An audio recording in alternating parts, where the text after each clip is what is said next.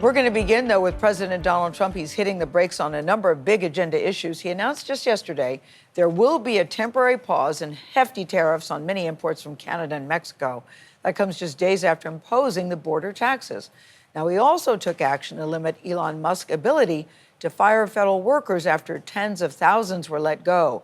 Ed O'Keefe is in Toronto, where tariffs are the main issue. Ed, good morning to you. A lot of changes coming from the White House these days.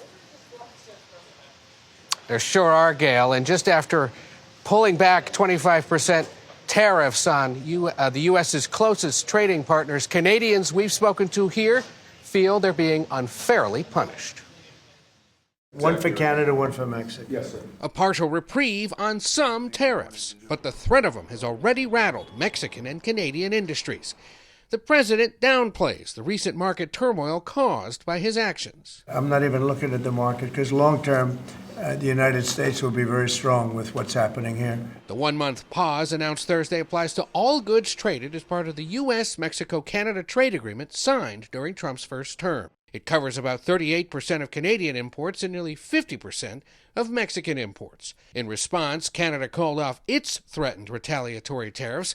But earlier, Prime Minister Justin Trudeau warned, we will continue to be in a trade war that was launched by the United States for the foreseeable future.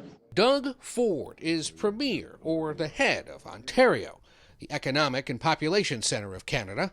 The province feeds electricity to Minnesota, Michigan, and New York. He says he's slapping a 25% tariff on that power starting Monday, until Trump calls off the tariff war for good. That's the last thing I want to do. It's the last thing.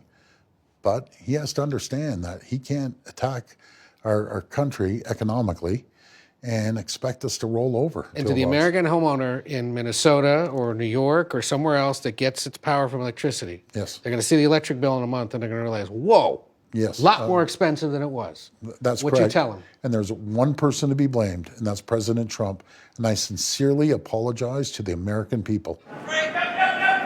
Everyday Canadians are also taking action. At the Royal Canadian Curling Club, members voted to stop serving American liquor, like bourbon, and California wine, to protest Trump's tariffs. As soon as the tariffs became serious, everyone on the board had members calling saying we need to take them off the bar shelves. I'm a new grandmother, and I don't know what I'm going to tell my grandson about this time in our history.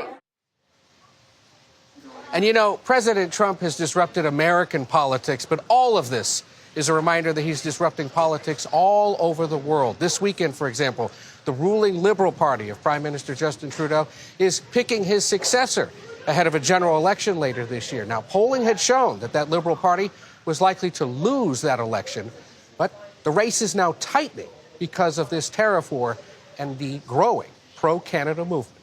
Adriana? Ed, thank you so much.